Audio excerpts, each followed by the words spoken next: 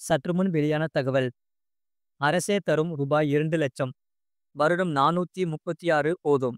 பிரதான் மந்திரி ஜீவன் யோஜனா சூப்பரான திட்டம் வெளியாகியுள்ளது. அதாவது வாழ்க்கையில் எப்போது நெருக்கடியும் அவசரமும் நம்மை சூழும் என்பது தெரியாது.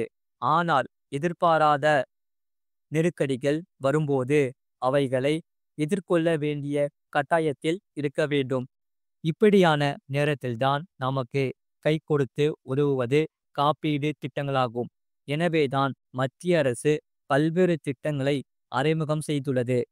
அதில் மிக முக்கியமானதுதான் பிரதான் மந்திரி ஜீவன் ஜோதி பீமா யோஜனா திட்டமாகும். இதன் பலன்கள் என்னென்ன, இந்த திட்டத்தில் எப்படி இணைவது என்று தெரிந்து கொள்ளுங்கள். அதாவது மத்திய அரசின் பிரதான் மந்திரி ஜீவன் ஜோதி பீமா யோஜனா என்னும் காப்பீட்டு திட்டம் ட்ரம்ஸ் இன்சூரன்ஸ் திட்டமாகும். பொருளாதார ரீதியாக பின்தங்கியிருப்பவர்களுக்கான மருத்துவ காப்பீட்டை தரக்கூடிய அருமையான திட்டம் தான் இந்த பிரதான் மந்திரி ஜீவன் ஜோதி பீமா யோஜனா. இந்த திட்டத்தின் பிரீமியம் மிகவும் குறைவானது. அதாவது வருடத்திற்கு ரூபாய் 2,00,000 வரை பொருளாதாரத்தின் பின்தங்கிய மக்களுக்கான மருத்துவ காப்பீட்டை வழங்குகிறது. ஒருவேளை காப்பீடு எடுத்திருப்பவர் மரணம் அடைந்தால் அவர்களது குடும்பத்தினருக்கு நிதி உதவி வழங்கப்படுகிறது. பிரதான் மந்திரி ஜீவன் ஜோதி பீமா திட்டத்தின் பலனை பெற வேண்டுமானால் வருடத்திற்கு 436 பிரீமியம் செலுத்த வேண்டும். அதாவது மாதம் மாதம் ரூபாய் 36 என்ற அளவில் பிரீமியம் செலுத்தினால் போதும் ரூபாய் 2,00,000 காப்பீடு கிடைக்கும். பாலிசிதாரர் உயிரிழந்துவிட்டால் நாமினி அல்லது குடும்பத்தை சேர்ந்தவருக்கு ரூபாய் 2,00,000 வழங்கப்படும். இந்த திட்டத்தில் காப்பீடு பிரீமியமாக டெபாசிட் செய்யப்படும் தொகைக்கு 80C பிரிவின் கீழ் வரி விலக்கு பெறலாம். அதாவது அரசின் இந்த காப்பீட்டை திட்டமானது ஜூன் 1ஆம் தேதி முதல் மே 31ஆம் தேதி வரை கணக்கில் எடுத்து கொள்ளப்படும். அதாவது ஆண்டின் எந்த மாதத்திலும் வாங்கலாம். ஒவ்வொரு ஆண்டும் மே 31ஆம் தேதிக்குள் வங்கி அல்லது போஸ்ட் ஆபீஸ் கணக்கில் இருந்து ஆண்டுக்கு ரூபாய் 436 டெபாசிட் செய்யப்படும். பிரதான் மந்திரி ஜீவன் ஜோதி பீமா திட்டத்தில் இணைய வேண்டுமானால் 18 வயது முதல் 50 வயதுக்கு மிகாமல் இருக்க வேண்டும். இது ஒரு வருடத்திற்கு மட்டுமே இன்சூரன்ஸ் கவரை தரக்கூடியது என்பதால் பாலிசியை ஆண்டுதோறும் புதுப்பித்து கொள்ள வேண்டும். பாலிசி எடுப்பதற்கு எந்தவிதமான மெடிக்கல் செக்கப்புகள் தேவையில்லை. காப்பீடு பாலிசியின் ஒப்புதல் கடிதத்தில் சில குறிப்பிட்ட நோய்கள் குறிப்பிடப்பட்டிருக்கும். அந்த நோய்களால் நீங்கள் பாதிக்கப்படவில்லை என்பதை மட்டும் எழுதி தந்தால் போதும். தவறான தகவல் அளித்தால் இந்த திட்டத்தின் பலன் கிடையாது.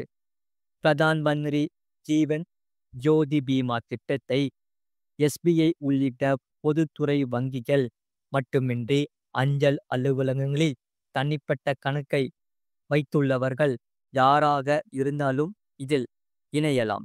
ஒருவேளை உங்களின் வங்கி கணக்கு மூடப்பட்டாலோ அல்லது பிரீமியம் வசூலிக்கும் போது பொதுவான பணம் வங்கி கணக்கில் இல்லாமல் இருந்தாலோ இந்த காப்பீடு காலாவதியாகிவிடும். உங்களுக்கு பல வங்கிகளில் அக்கவுண்ட் இருந்தாலும் எல்லா வங்கிகளுமே இந்த திட்டத்தினை ஆரம்பிக்க முடியாது. ஒருவருக்கு ஒரு பாலிசி தான் எடுக்க முடியும். இந்த திட்டத்தில் இணைய வேண்டுமானால் வங்கி கணக்குடன் வங்கி கணக்கோடு ஆதார் நம்பரையும் கட்டாயம் இணைத்திருக்க வேண்டும். அதேபோல பிரதான் மந்திரி ஜீவன் ஜோதி பீமா திட்டத்தில் இணைந்த ஒருவர் திடீரென இறந்துவிட்டால் அவரது நாமினி சம்பந்தப்பட்ட வங்கிக்கு சென்று விண்ணப்பித்து பாலிசிதாரரின் இறப்பு சான்றிதழை வங்கியில் சமர்ப்பிக்க வேண்டும். மேலும் மருத்துவமனை ரசீது, டிஸ்சார்ஜ் ரிசிப்ட் போட்டோ கேன்சல் செய்யப்பட்ட செக்லிஸ்ட், நாமினியின் வங்கி கணக்கு போன்றவற்றையும் ஆவணமாக வழங்க வேண்டும். இந்த ஆவணங்களை சரிபார்த்து இன்சூரன்ஸ் நிறுவனம் 30 நாட்களுக்குள் காப்பீடு பணத்தை வங்கி கணக்கில் சேர்த்து விடப்படும்.